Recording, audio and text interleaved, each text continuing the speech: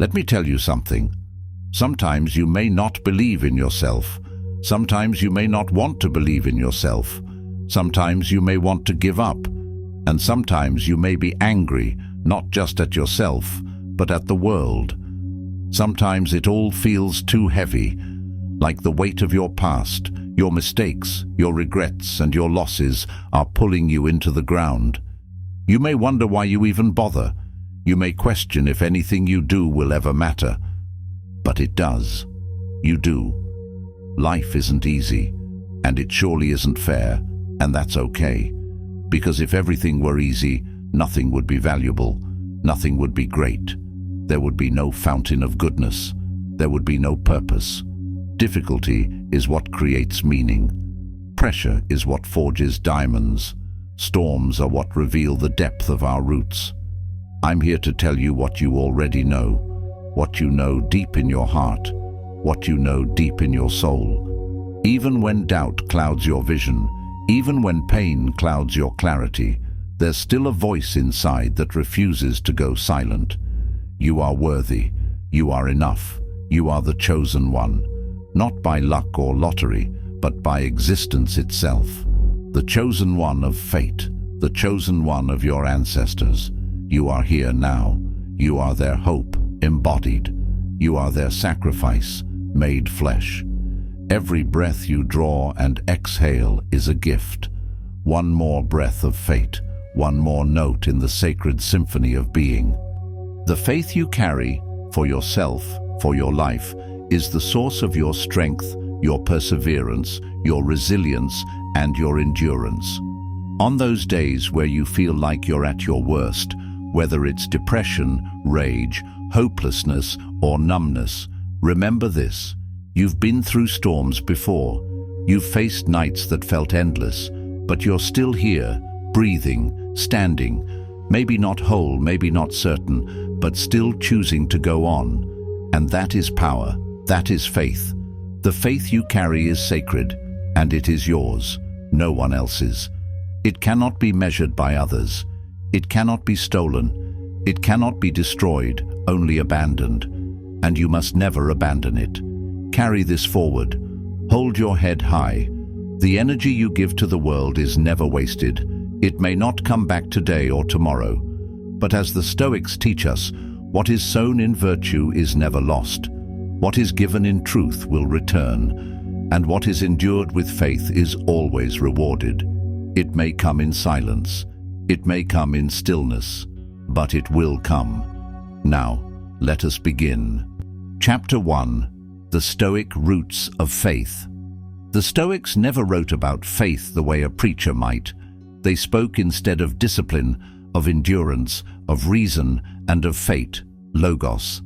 But buried deep within their words is a radiant current, the kind of faith that moves mountains not outside us, but within us, a steady, unshakable inner knowing that we are built to endure, shaped to overcome, and destined to rise from within. They believed in reason, in the natural order, and in virtue as the highest good. But what sustains reason in the face of chaos? What carries a person when everything they relied on externally crumbles? That answer, though unspoken, is faith. Not the kind that depends on divine intervention, but the kind that leans into the soul's capacity to remain upright through storms. Marcus Aurelius, the Roman emperor who ruled the world and battled the darkness of his own thoughts, once wrote, "Dig within. Within is the wellspring of good, and it is always ready to bubble up if you just dig." This was faith, not belief in things unseen, but a certainty that your inner strength is there, waiting. A belief that no matter what the world takes, your virtue, your clarity, and your power cannot be taken without your permission. He did not write these words as a man on a throne, but as a man at war with himself. And through that struggle, he found something deeper, a reason to keep going, a purpose anchored in character, not comfort. He didn't need the world to be perfect. He needed to be faithful to himself. Faith, to the Stoics, was a silent agreement with the universe. I will walk the path laid before me. I will not run from adversity. I will not ask for ease. I will ask for strength. It was the whisper in the silence, the voice that said, "Rise," even when every part of you wanted to fall. It was the invisible thread that binds your purpose to your persistence. This agreement wasn't about getting what you want. It was about becoming who you must be. And even more, it was a trust in the rational fabric of existence, that there is meaning, even when it escapes the eye, that suffering is not random, but a sculptor of souls, that the hard road, if chosen with virtue, leads not to ruin, but to revelation. The Stoics taught us to lean into reality, not to resist it, because resistance leads to torment, but surrender to truth leads to strength. Seneca once remarked that misfortune is a test, not a punishment. He believed that fate doesn't crush the strong, it reveals them. He saw adversity as a sacred invitation. Not everyone receives that invitation, but those who do and accept it enter a sacred space where growth becomes possible, where wisdom becomes available. This revelation is faith manifest, not a passive waiting, but an active commitment, a willingness to bleed with dignity, to stumble with honor, to fail with intention. It is forged by fire, refined by time, and proven by endurance. It emerges not in great declarations, but in quiet decisions. It shows itself when you get out of bed despite the weight, when you keep your word when no one is looking, when you forgive even without apology, when you pursue virtue though the rewards seem far away. It was not naive hope. It was not blind trust. It was practiced, earned, endured. It was the result of 1,000 silent victories, choosing courage over comfort, clarity over confusion, and meaning over misery. It's the small choice to stand up one more time than you fall, to breathe deeply even when the air feels thin, to believe even when belief seems foolish. So when you hear the Stoics speak of fate, of resilience, of clarity, know that beneath it all is the beating heart of faith, quiet, steady, unbreakable. It is the invisible flame passed from one soul to another through time, from Zeno to Epictetus, from Aurelius to you.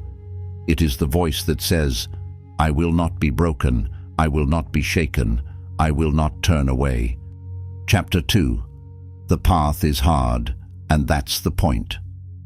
Epictetus was born into slavery.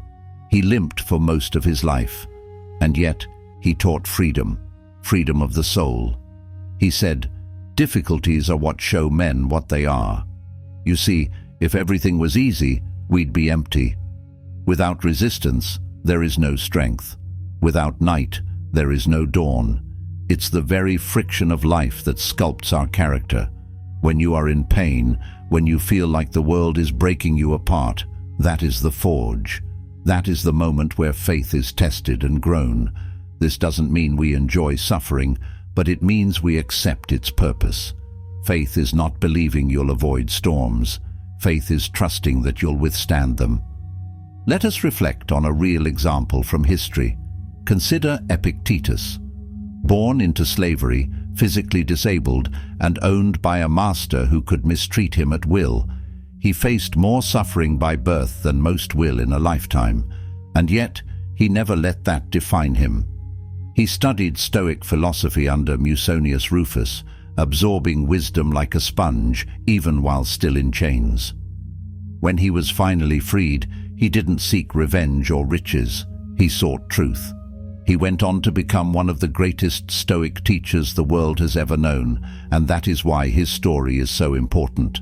He created a legacy for himself through the disciplined practice of inner virtue, self-restraint, and moral clarity, teachings that are still relevant to this day and far beyond. His words have transcended centuries, not because of grand achievements in wealth or conquest, but because he chose integrity over victimhood, wisdom over vengeance. That is why we still mention his name, why we still talk about him. His life is a testament to the endurance of inner excellence against outer adversity. Epictetus didn't need the world to treat him kindly. He didn't expect justice from the world. What he expected, what he demanded, was excellence from himself. He woke up every day not asking for mercy from life, but asking how he could live rightly in spite of it all. He treated every obstacle as a test of character and every disappointment as a refining flame. For him, hardship wasn't a reason to crumble, it was the reason to rise. He taught others to do the same. You may not control events, but you can control your attitude toward them, he'd say. He showed that real power comes not from what you own or who you command, but from who you become in the fire of daily trials.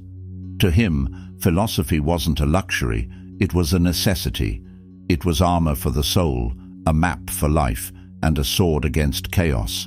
It grounded his identity and gave him a place to stand when everything else was uncertain. Through it, he cultivated serenity not by escaping the world, but by confronting it with inner conviction. Faith, for him, wasn't about belief in happy endings.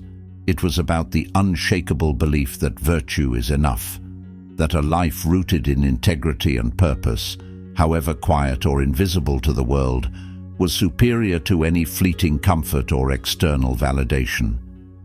Faith meant remaining devoted to principle when applause turns to silence, when opportunities vanish, and when loss visits again and again. It was choosing to be steady, especially when the world shook around him. This was the kind of faith that gave strength to others. Epictetus didn't merely instruct students, he equipped them to face hardship. He offered not just wisdom, but a way to endure reality without bitterness. His words weren't abstract theories. They were forged from experience, tested under pressure, and refined through loss. He made his listeners confront themselves and their assumptions about what truly matters. He asked them to release their grip on what they could not control and to double their grip on their own mind and heart. That is how his faith was rewarded, not through ease, but through the legacy he left. A legacy not measured in monuments or medals, but in the silent resolve he passed down to generations who would also suffer and strive. His guidance echoes in soldiers and philosophers, in struggling students and solitary thinkers, in anyone who has felt abandoned by life and yet refused to abandon themselves. His name still lights our way 2,000 years later because his light was never borrowed. It was lit from within, from the pure flame of self-command and resilience. That is the kind of faith that never dies, because it was never dependent on the world to begin with. It was born from the soul and shaped by the will. Chapter 3. The fire cannot be burned. The Stoics saw the soul as a fire, a divine spark, not a fragile flicker, but a force of nature meant to be cultivated, protected, and honored. This fire is your essence, your courage, your reason, your resilience. And like any true flame, it feeds on the fuel you provide, your choices, your thoughts, your virtues. When life throws storms at you, it wants to extinguish that flame. It tries to cover it with fear, with doubt, with sorrow. It tempts you to believe that your light is fading, that your strength is insufficient. But here's the secret. The more you protect it, the brighter it gets. The more you act with integrity and purpose, the more it roars back to life. Seneca once said, "It is not that we are given a short life, but that we waste much of it." And how do we waste it? By letting the fire go cold, by waiting for permission to be bold, by numbing ourselves in distraction and comfort when what we really need is challenge and direction. We let routine drain our spirit, and we forget that greatness requires confrontation with discomfort. We drift into complacency, hoping for change without transformation, for peace without pressure, for clarity without chaos. But life doesn't work that way. Growth never arrives without a cost. The flame you carry inside burns out when you forget who you are. When you ignore the voice of conscience, when you abandon your purpose for convenience, that inner spark dims. But it reignites the moment you act with intention. Not grand gestures, but small, deliberate steps. It ignites the moment you return to yourself. Not the self others demand, but the self your conscience recognizes. The self that holds the line when it would be easier to yield. The self that dares to keep going, even in silence. The moment you stop saying, "I'll try," and instead say, "I will." The moment you embrace action over excuses, no matter how tired you feel or how much doubt whispers in your ear. The moment you decide that your soul's calling is louder than your fear. The moment you stand firm not for applause but because your soul demands it. Because you know deep down that every action is a declaration of who you are. The moment you take ownership, not because it's easy, but because it's right. Ownership of your choices, of your mistakes, of your strength, and also of your failures, your responsibilities, your power to turn things around. The moment you stop blaming others and instead say, "This is mine to face," and in facing it, you grow larger than the pain, stronger than the storm. You stop shrinking in the shadow of adversity and begin to expand into the full shape of your potential. You no longer run from your reflection, you meet it with honor. You begin to embody the Stoic spirit, not just in words, but in the core of your being. It enters your posture, your tone, your breath. That flame, once fragile, becomes your guiding light, your unwavering heat in cold places. It becomes something sacred, something rooted so deeply inside you that nothing external can shake it. Faith is remembering that flame, not merely acknowledging it, but nurturing it, respecting it, defending it from self-betrayal, feeding it with daily discipline, not only when you feel strong, but especially when you feel weak, guarding it from the winds of distraction and despair, not letting doubt become your script, fanning it with acts of courage, with moments of truth, with silence that listens inward. That flame does not thrive on comfort, it thrives on confrontation. It needs friction, it needs resistance. It is carved from your willingness to suffer for something higher. It demands honesty, it demands grit, it demands that you show up when the crowd leaves, when the light dims, when the reward is uncertain. It demands that you hold fast to your virtues, even when your heart feels hollow and your hands are tired. When the world becomes quiet and your mind loud, it asks you to stay committed to your principles. It demands not just effort, but devotion. Not just consistency, but sacrifice. It wants you to embody what you believe, not only in public, but in private, when no one else is looking and nothing seems to change. It calls on you to choose patience when urgency is tempting, to offer kindness when bitterness would feel justified, to remain rooted when life tries to blow you in every direction. The Stoic fire thrives in these unseen victories, in the silent strength that endures without applause. It demands you become your own witness and your own guardian, not waiting for inspiration, creating it, not seeking miracles, becoming one, not relying on circumstance, but on character, not hoping for life to get easier, but choosing to grow stronger, not fantasizing about the end of hardship, but falling in love with the process of enduring it nobly. That's the essence of the Stoic fire, and it lives in you. It has always lived in you. Your job is not to light it, it's to protect it, to strengthen it, and to never let it die, to carry it as a beacon for yourself and for others, even in the darkest nights.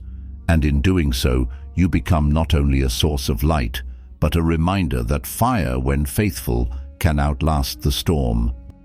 Chapter 4. Self-respect is the root of faith. One of the most overlooked Stoic principles is keeping promises to yourself. Not just the grand commitments, but the small, silent vows. The ones you whisper in the morning, or the ones that echo in the stillness of night? Marcus Aurelius woke up every morning to a war, not only on the borderland battlefield, but in his mind. He fought the pull of exhaustion, of doubt, of resistance. And yet he wrote, "At dawn, when you have trouble getting out of bed, tell yourself, I have to go to work as a human being." He respected himself, even when he didn't feel like it, especially when he didn't feel like it. He showed up not for applause, but for alignment with his principles. This was his form of worship, a quiet dedication to the discipline of the soul, not driven by ego, not fueled by external validation, but by an internal compass that knew consistency is character. Self-respect is not a feeling, it's a habit, a sacred ritual practiced in private. It's waking up and doing the thing you said you'd do, not because it's easy or exciting, but because it's who you said you would be. It's showing yourself that your word has weight, that your intentions deserve action. It's choosing discomfort over regret, purpose over passivity. It's choosing principle over impulse and order over chaos. It's knowing you are not just capable, but worthy, worthy of effort, worthy of transformation, worthy of being counted on by your own mind, even when everything else is uncertain.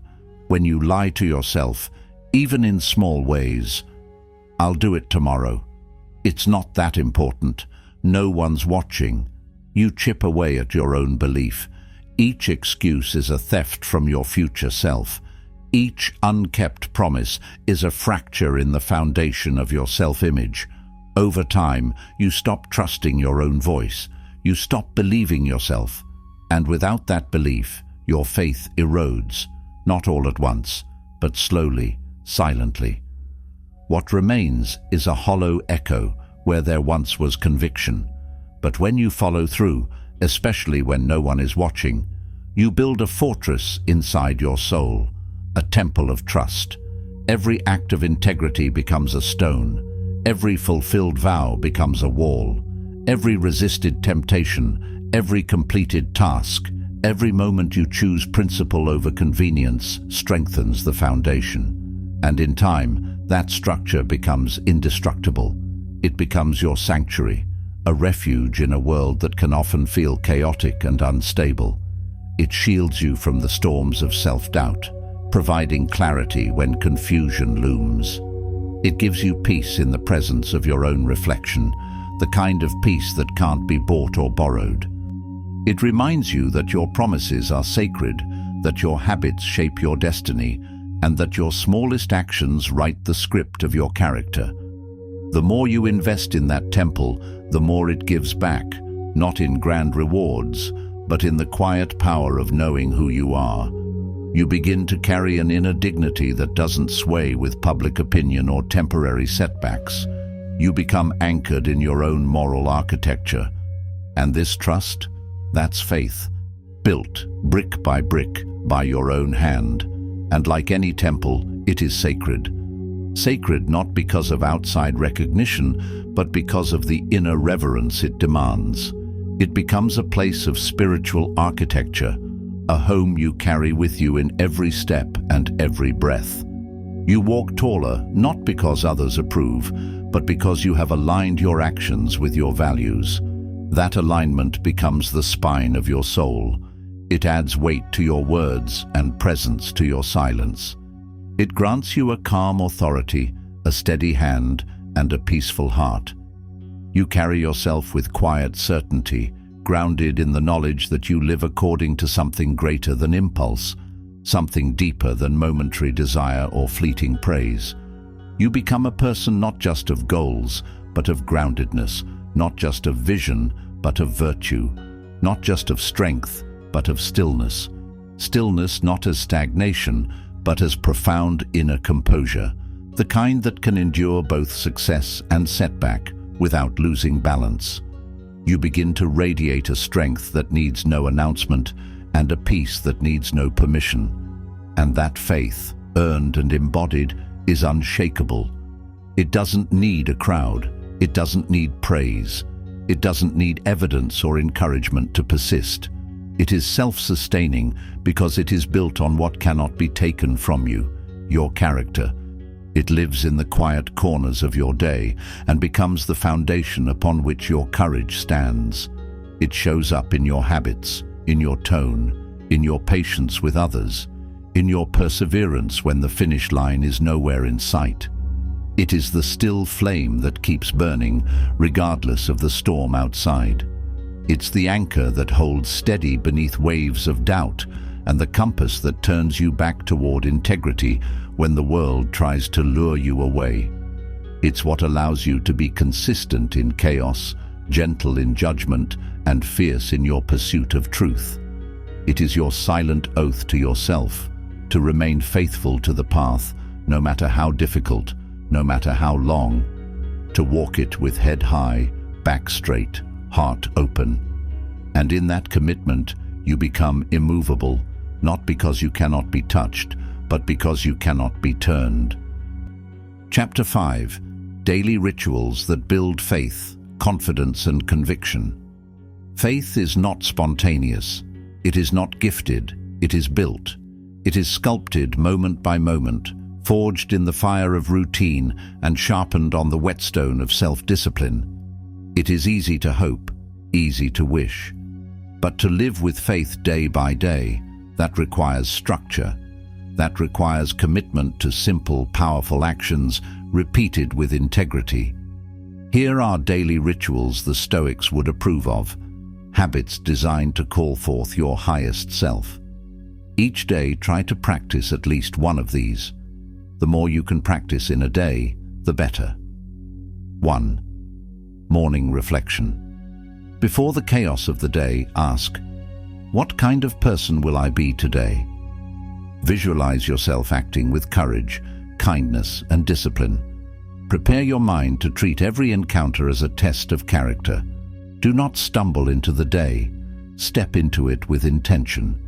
Imagine the pressures and distractions that may arise, and imagine how the best version of yourself would handle them. Write down a single guiding principle for the day, something like patience over reaction or clarity before judgment. Let it serve as your compass when the storms arrive. 2. Evening inventory. At night, examine your choices. As Seneca said, when the light has been removed and my wife has fallen silent, I examine my entire day. Ask yourself, where did I rise? Where did I fall?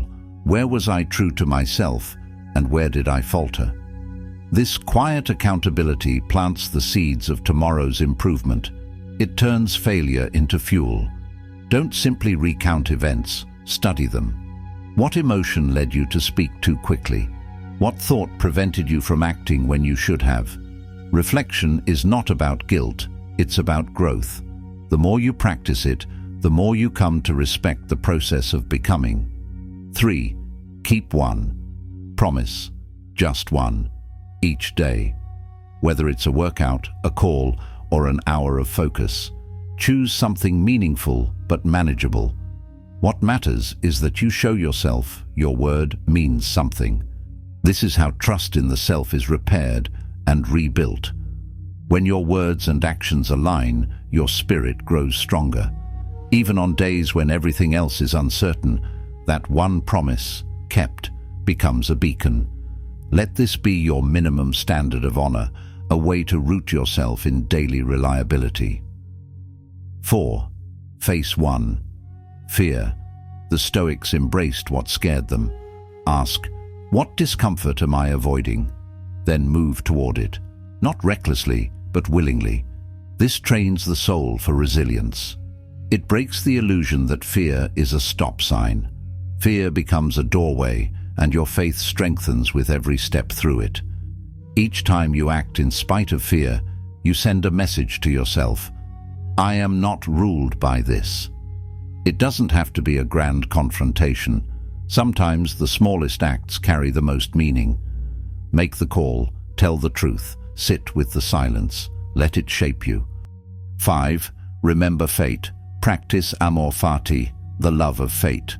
Repeat, what happens is not happening to me, but for me. Look at every challenge not as a punishment, but as a puzzle.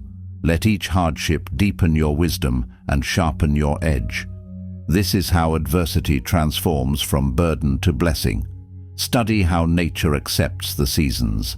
Let the unexpected guide your flexibility. This mindset reclaims your energy from resistance and channels it into alignment.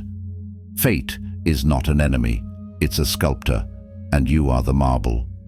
6. Silent centering. Take 5 minutes of stillness. Just breathe. Listen to the world. Listen to your breath. Listen to the quiet voice within. This is the anchor that reminds you that you are more than your obligations. You are the observer of your thoughts, not their prisoner. Silence is not the absence of action, it's the foundation of insight. Use this space to reset your nervous system, to calm your thoughts, and to return to what matters. If thoughts intrude, greet them without judgment. Let them come. Let them go. In time, silence will speak. 7. Acts of service. Do something small each day for someone else without expecting anything in return. Not to feel superior, but to remind yourself that your power is not just for you. You are part of something larger. Giving sharpens gratitude, and gratitude strengthens faith. It reminds you that no act is too small to matter. Hold a door. Send a kind message. Offer time to someone who needs it. The Stoics believed in cosmopolitanism, the idea that we are all citizens of the same world. Acts of service turn that idea into reality. These rituals anchor your faith. They do not rely on emotion, they rely on action. They depend not on fleeting motivation, but on practiced discipline. Feelings come and go, but action grounded in principle endures. You do not build faith by waiting to feel inspired. You build it by showing up when it's hard, by doing the difficult thing when ease is available, by returning to your values over and over again until they become the framework of your very being. The Stoics knew this. They knew that virtue was not a destination, it was a daily decision. They understood that consistency in the smallest things leads to mastery in the largest. That each moment, no matter how mundane, is an opportunity to cultivate inner strength. When you commit to these rituals, not as burdens but as devotions, you begin to witness a transformation. Your thoughts become clearer, your reactions more measured, your confidence grounded not in outcomes, but in your integrity. And when you live this way, you begin to experience something extraordinary. Your daily life becomes a forge, and your faith becomes unbreakable. Each habit becomes a spark. Each principle lived out becomes heat. And the very trials you once resented become the hammer and anvil that mold you into someone powerful, calm, and immovable. The more you live with intention, the more your life reflects the iron strength of a person who cannot be undone, because they have chosen to be remade by their own discipline. Chapter 6. Faith and the Puzzle of Fate. Fate is a strange thing. Sometimes it blesses us, sometimes it breaks us, sometimes it remains silent when we cry out for answers. But to the Stoics, fate is never the enemy. It is a teacher, stern but wise. It is not concerned with our preferences, but with our growth. It doesn't tailor itself to our comfort, but to our transformation. Marcus Aurelius said, "The impediment to action advances action. What stands in the way becomes the way." In other words, the block becomes the bridge, the setback becomes the lesson, the heartbreak becomes the teacher. Every obstacle is not just something to overcome, but something designed to elevate us, if we let it. The very pain we resist often carries the insight we need. The very resistance we feel contains the pressure that shapes our principles. When you're in the middle of suffering, you don't see the reason. You don't feel the reward. The sky feels low. Time slows.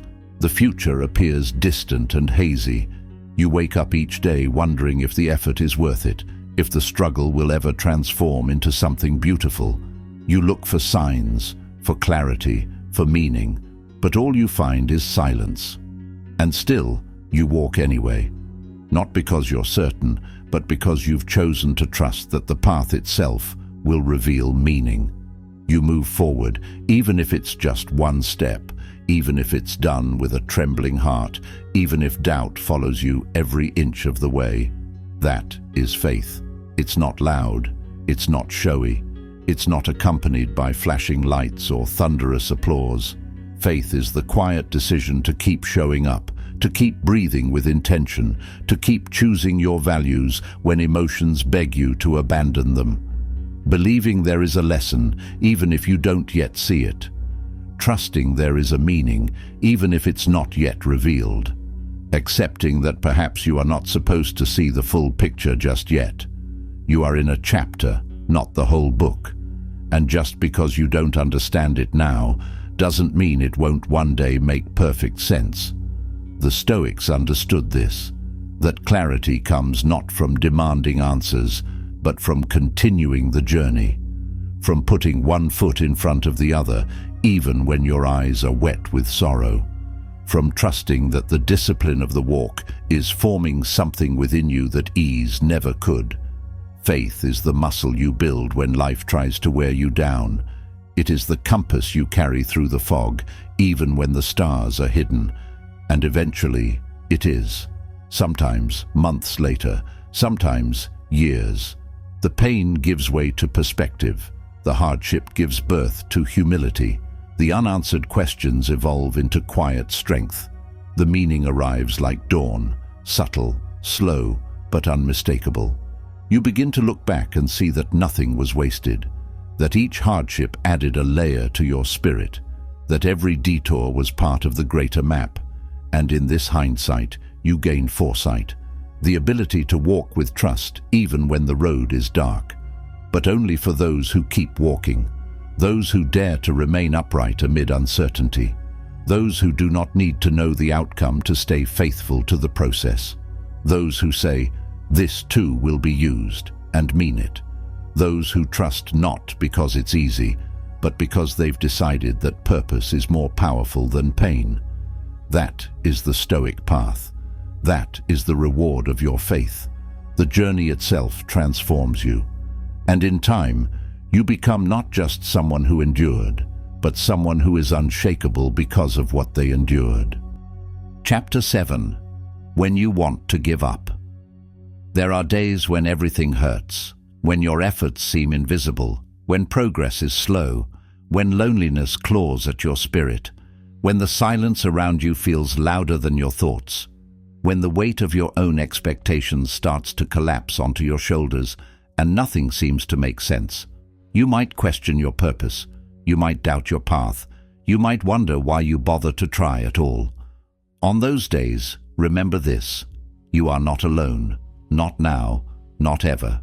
Others have walked this path before you, and not just anyone, but the strongest souls in history.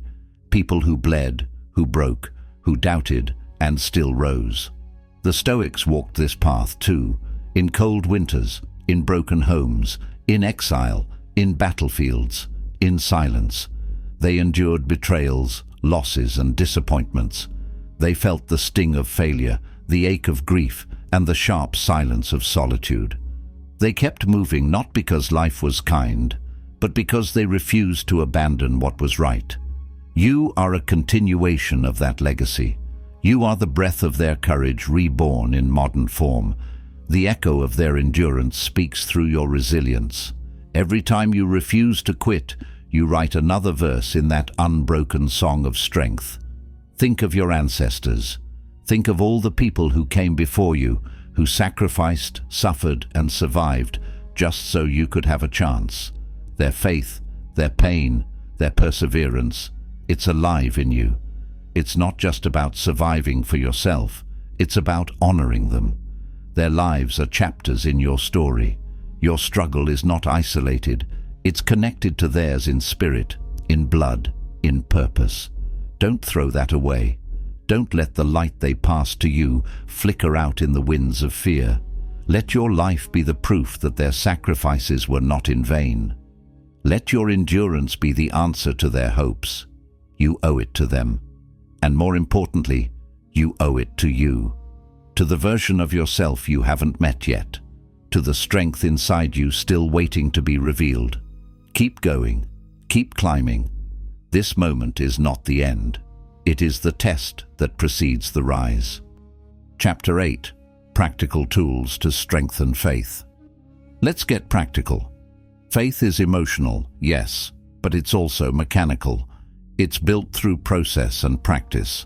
It's not just about feeling hope when times are good. It's about developing a system that keeps you steady when life is chaotic. Faith doesn't grow by accident.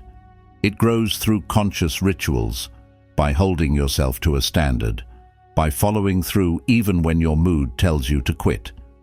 It's a mechanical system of self-respect, of stacking wins, of showing up, of making your word count.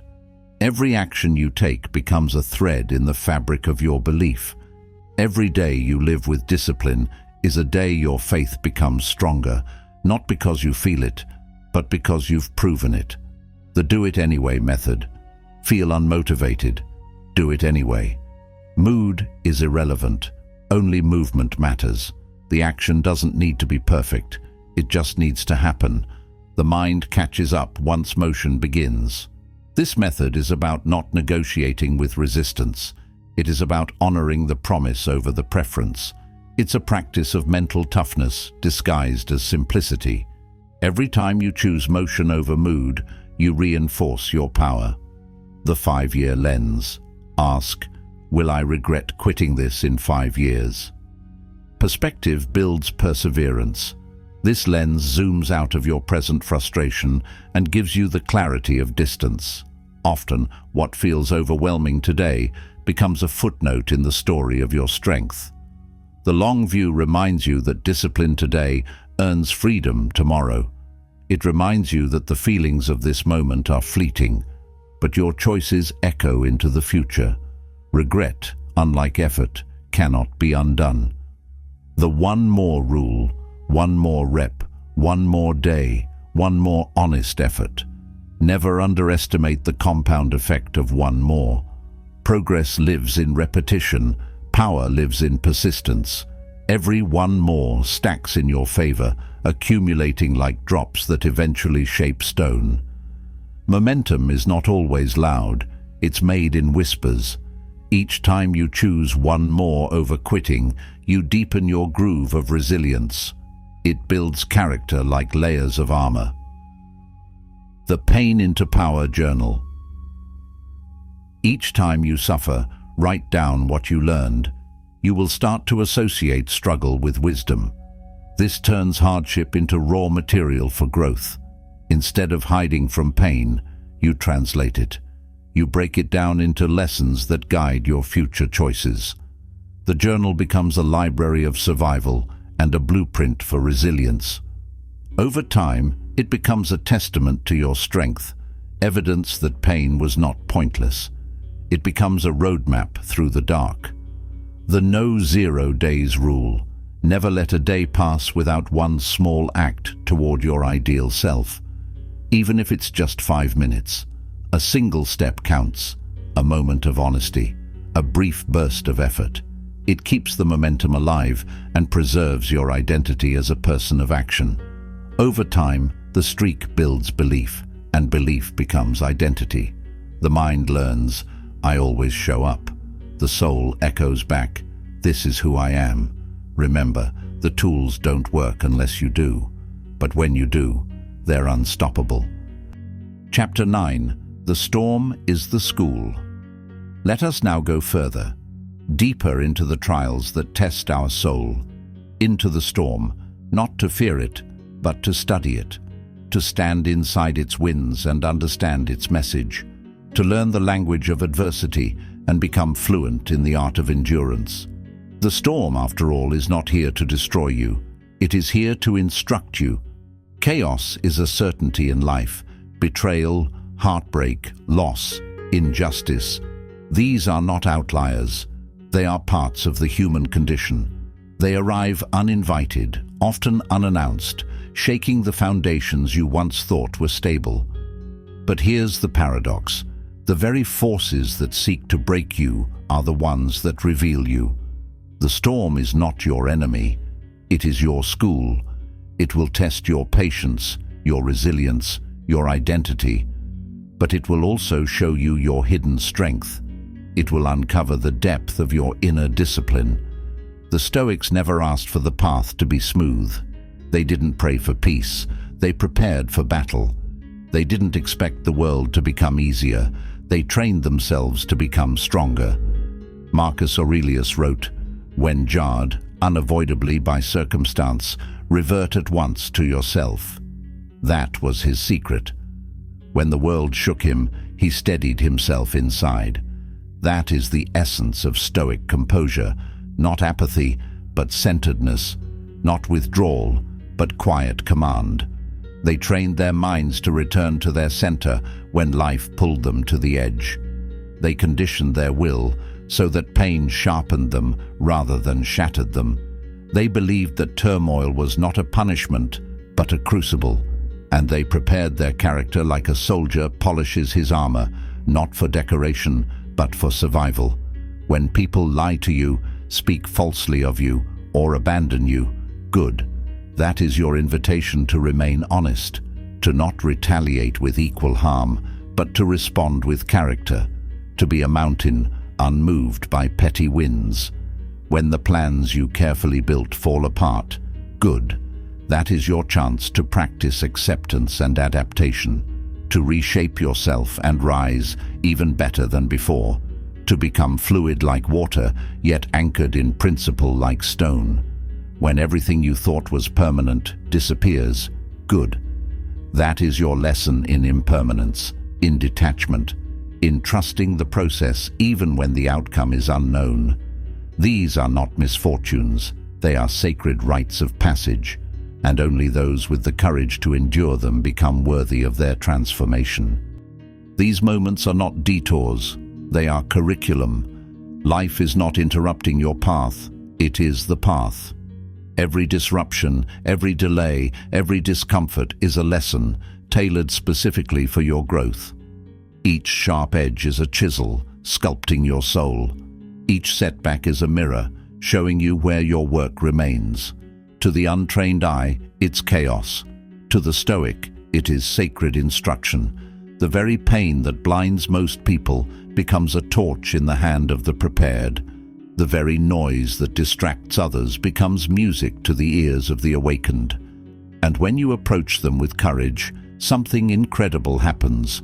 Instead of losing yourself in the storm, you find yourself through it. You begin to see with new eyes, clearer, wiser, stripped of illusion. The chaos no longer feels like an assault, but a crucible. Instead of questioning why it came, you start asking what it came to teach. You peel back the layers that no longer serve you. You strip away ego, entitlement, fear. You shed false identities, the ones built on approval, on avoidance, on the illusion of control. What remains is your essence, untouched, unshaken, unafraid. You recognize that peace was never outside. It was the stillness forged within. It was the clarity that comes not when life is easy, but when you face difficulty without abandoning yourself. You emerge refined, not ruined, tempered like steel, not shattered like glass, transformed, not torn. You are humbled, but not diminished. You are made whole, not by escaping pain, but by engaging it with dignity. You become your own shelter.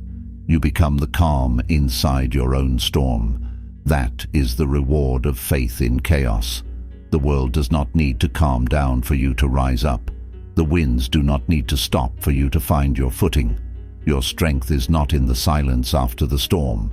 It is in how you stand during it, in how you hold your values while everything around you trembles, in how you breathe through it, deep, slow, unwavering, in how you speak when others rage, not to match their noise, but to restore your own equilibrium, in how you remain faithful to who you are, even when the world tells you to break, even when it dares you to forget, even when it tries to convince you that survival means surrender.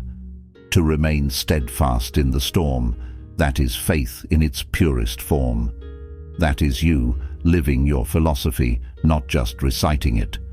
That is the sacred power of a mind disciplined by reason and a heart anchored by principle. Chapter 10. The Return to the Summit.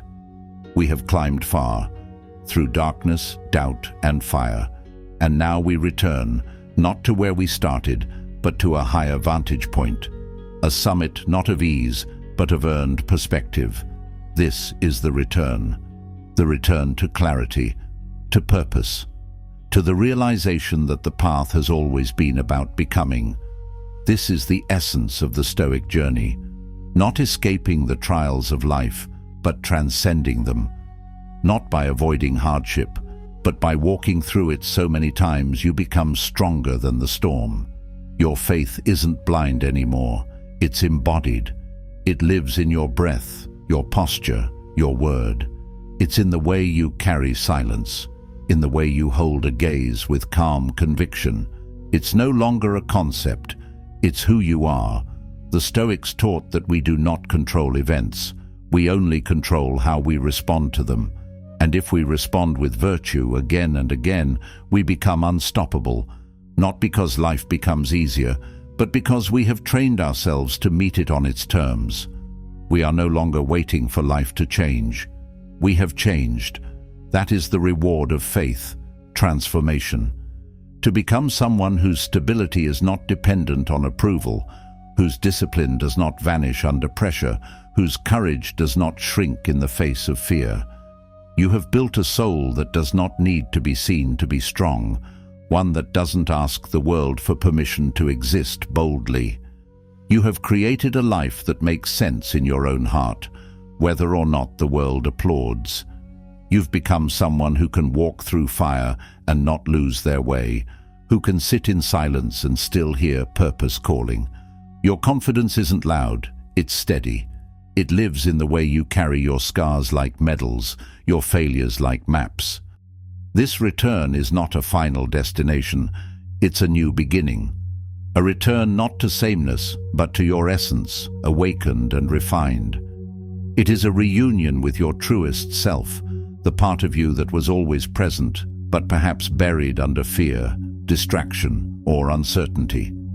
You return to your life now not only with scars, but with sacred knowledge, with a grounded spirit, with wisdom in your walk, with gravity in your words, with gentleness in your hands, with a posture that speaks of strength without needing to shout, with an awareness that everything you need has always lived within you, waiting for you to become ready, to become worthy through the fire of persistence. You are no longer the same. You are the storm now. You are the calm. You are the fire that cannot be extinguished, because you have faced the dark and didn't flinch. You have stared down the void and answered with presence. You have stood where others would have fallen, and not only endured, but evolved. The transformation is not a change of identity, but a revelation of what was always true, always latent, waiting to be remembered. So when you rise tomorrow, rise with the memory of this path. Carry it not as a burden, but as a torch. Let it illuminate your choices, your conversations, your courage. Let it soften your judgments and sharpen your vision. Let it guide you when the road narrows and remind you when the night grows long. Let it be the whisper in your mind when fear starts to speak louder than reason. Let it be the quiet fire in your chest when the world grows cold. You've walked through storms. You've crossed your doubts. You've climbed the mountain that is yourself. And that mountain was never made of stone. It was made of moments, of trials, of truths you chose to stand on. Every step was a lesson. Every fall, a refinement. Every sunrise, a whisper that you are still becoming. Every scar, a symbol that you did not retreat, that you chose to keep going, even when your knees trembled and your voice cracked. And now you stand, not above others, but above your old self. Stronger in silence, softer in wisdom, sharper in intention, wiser in your restraint, fiercer in your purpose. And in that elevation, you see clearly, you feel deeply, you move intentionally. You are no longer driven by urgency but by meaning, no longer reacting but choosing. You lead not with fear but with clarity. You walk not to prove yourself, but to live as proof of the truth you've cultivated. You are the message. You are the mirror that reflects what happens when faith is held through every storm, when discipline replaces despair. And that, more than anything, proves this one truth: your faith has rewarded you.